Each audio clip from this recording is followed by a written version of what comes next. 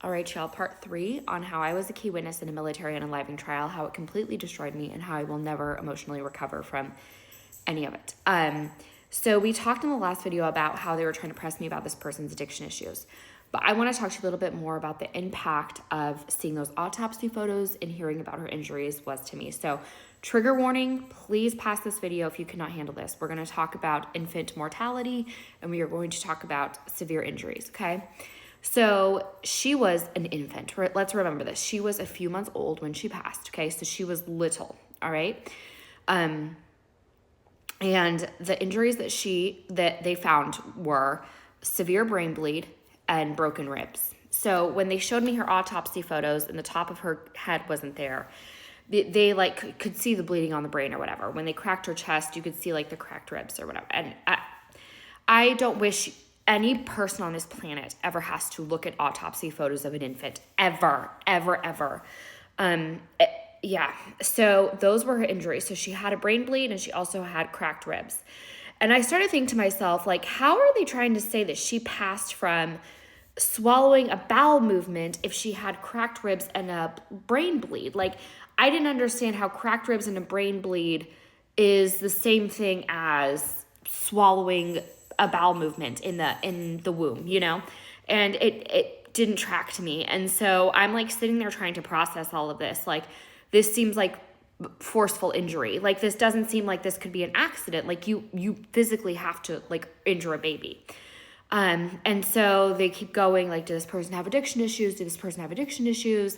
And I was like, yes, like they had addiction issues. And they were like, okay, so how much could this person drink before they would get violent? And I was like, that's a loaded question, because if you guys have ever lived with a person with alcoholism or addiction issues, you know that like anything can trigger them. Like a drink could trigger, 20 drinks can trigger. Like, you don't know where you're going, right? Like, you just, so I was like, I don't know. And they're like, he had two Long Island iced teas that day. Do you think that would be enough to make him violent? And I was like, what? No, this person drank from the time he woke up to the time he went to bed. Like, literal, like the minute he woke up, shot. Like, there was no stopping.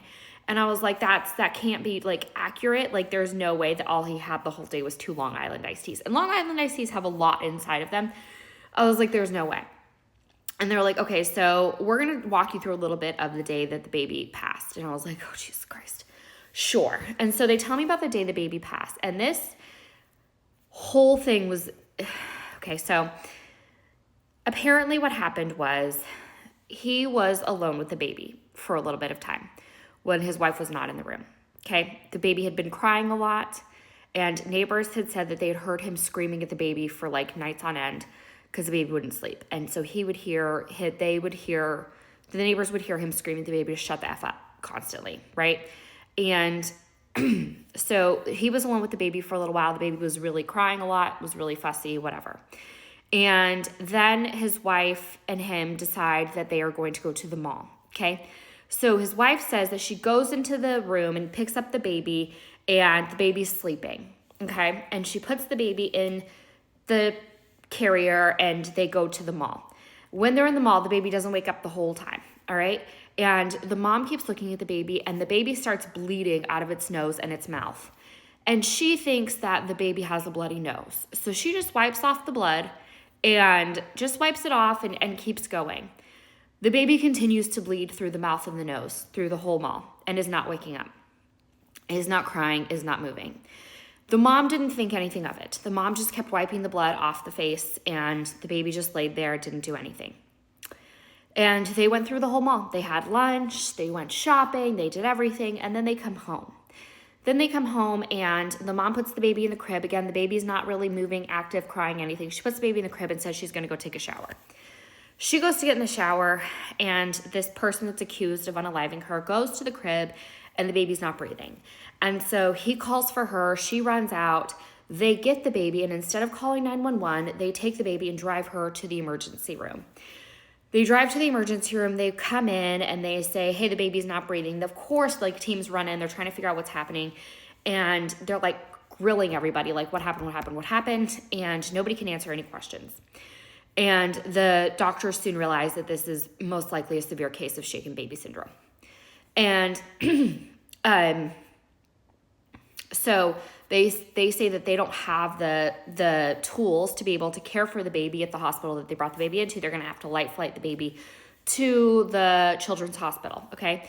So they say that the mom can go with the baby. They're going to life flight, and they tell this person who's the father, hey, the baby is probably not going to make it with like even to the flight, okay? So would you like to say goodbye to her, because this is going to be it. So they're still trying to give, the hospital's not there to like pass judgment. They're there to take care of the infant. And they gave him the choice to go say goodbye to the baby. And his response was like, no, I'm good. They told him that his baby was not going to make it. And they say, do you want to tell her goodbye? And his response was, no, I'm good. So they life flight the baby to the children's hospital. And that is when they discovered she had a massive brain bleed, cracked ribs, and bruising all over her. And the baby passed. And that is the timeline. That baby laid there the whole day with cracked ribs and a brain bleed, slowly dying, while her mother wiped off the blood from her mouth and her nose. And when I sat there and listened to it, all I could think was, as a new mom, I was so nervous. I was so nervous that if my child sneezed wrong, I was like, whoa, is that okay? There was never a point where my child could have not cried or moved for a whole day and bled out of the mouth and the nose, and I wouldn't have immediately gone to the emergency room. Immediately.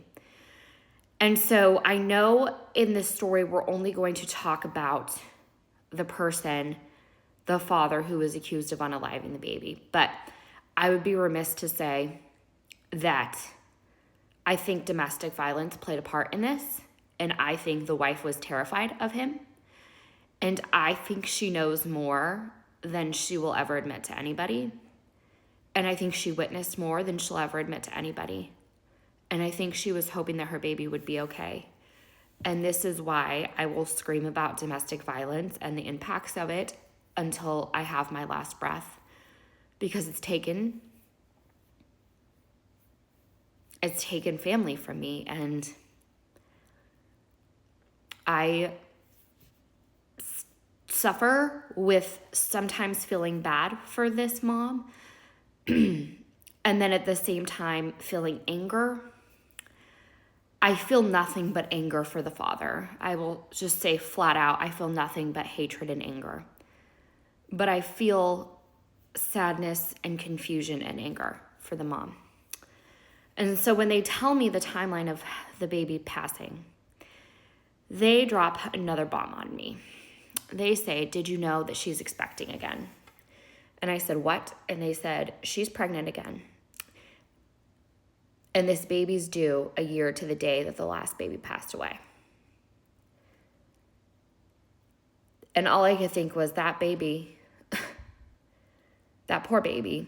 And they said, we need to prosecute this. We need to get something before that baby goes into that house. And so I have to make a choice, and my choice is to comply with them. And that's the choice that I made, and that's the choice that I will stand by 10 toes down forever, because they both deserve safety. And so they asked me their questions. I answered them to the best of my ability, and they said, we're going to need you to testify at trial. And I said, I don't know if I could do that. I don't know if I could see him. I don't know if I could look at him. Like, I don't know how I'm going to do that. And they said, well, you have to. And I agreed. I said, if and when this goes to trial, I will testify. And they left the house, and I did not hear from them again for 2 years.